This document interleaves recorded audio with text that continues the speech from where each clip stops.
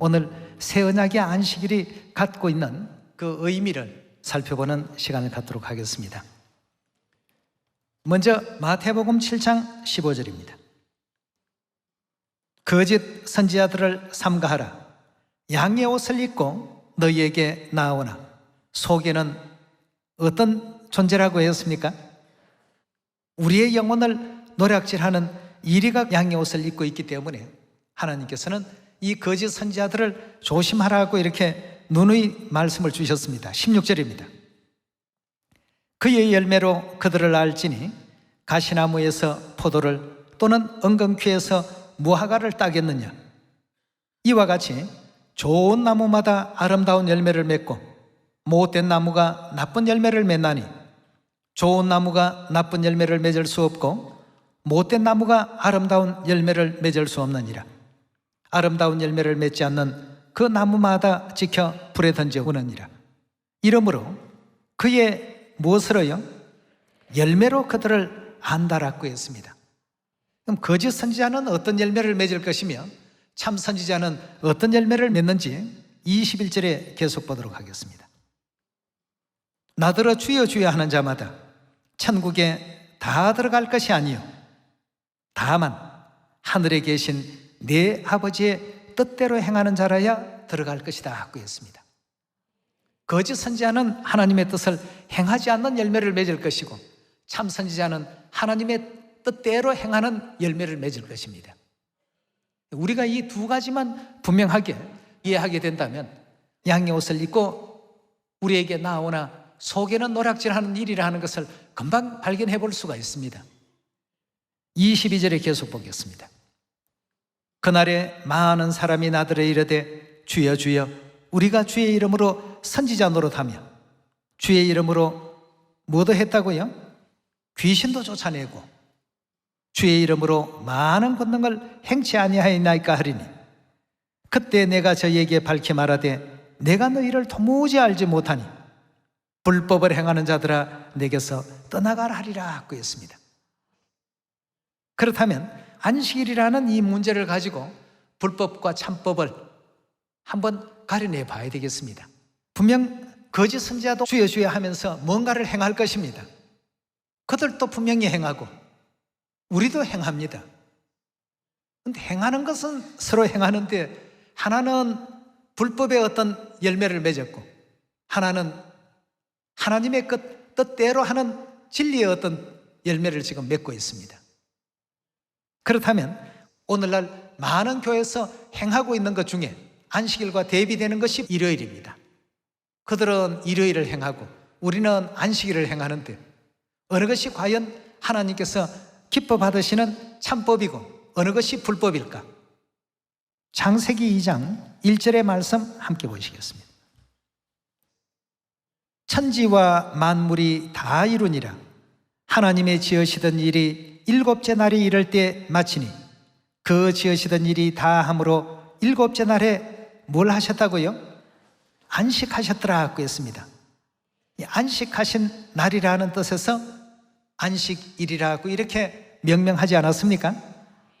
3절입니다. 하나님이 일곱째 날을 복주사 거룩하게 하셨으니 이는 하나님이 그 창조하시며 만드시던 모든 일을 마치시고 이 날에 안식하셨습니다라고 했습니다.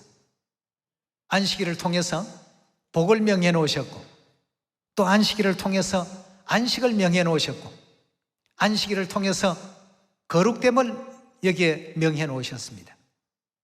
그렇다면 이 안식일이 아버지의 뜻인가 아닌가를 출애굽기 20장에서 그 답을 한번 얻어보도록 합시다.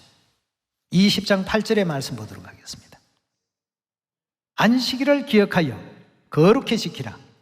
여세 동안은 힘써 내 모든 일을 행할 것이나 제7일은 너의 하나님 여호와의 안식일인즉 너나 내 아들이나 내 딸들이나 내 남종이나 내 여종이나 내 육축이나 내 문 안에 유하는 객이라도 아무 일도 하지 말라. 이는 여세 동안 나 여호와가 하늘과 땅과 바다와 그 가운데 모든 것을 만들고 제7일에 쉬었습니다. 그러므로 나 여호와가 안식일을 복되게 하여 그날을 거룩하게 하였나니라 하고 했습니다. 예, 거룩하게 만들어주신 날이요, 복되게 만들어주신 날이요, 또 안식을 누릴 수 있는 이런 날로서 하나님께서 이 안식일을 제정해 놓으셨습니다. 자, 그렇다면 이 안식일이 도대체 어느 날을 얘기하는 것인가?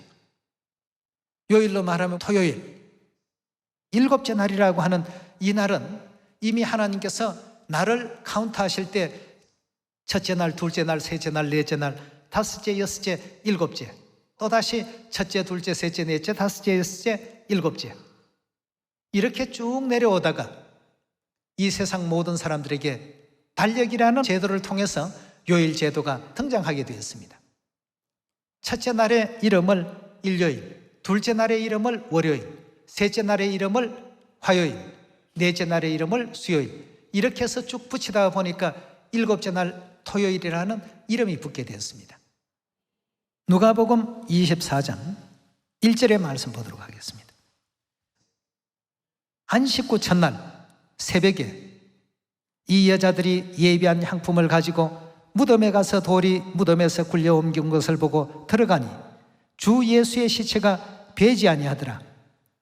이를 인하여 근심할 때에 문득 찬란한 옷을 입은 두 사람이 곁에 섰는지라. 여자들이 두려워 얼굴을 땅에 대니 두 사람이 이르되 어찌하여 산 자를 죽은 자 가운데서 찾느냐? 여기 계시지 않고 어떻게 하셨다고요? 살아나셨나니라 고 했습니다. 일반적으로 모든 교회가 부활이 일요일이라는 사실은 공통적으로 인정을 하고 있습니다. 그건 세계 대백과사전이든 기독교 백과사전이든 전 세계 모든 사람들이 여기에 대해서는 다른 어떤 이론을 제기하지 않습니다. 예수님의 그 부활이 이루어진 일요일이 성경에서는 첫째 날이라고 되어 있습니다.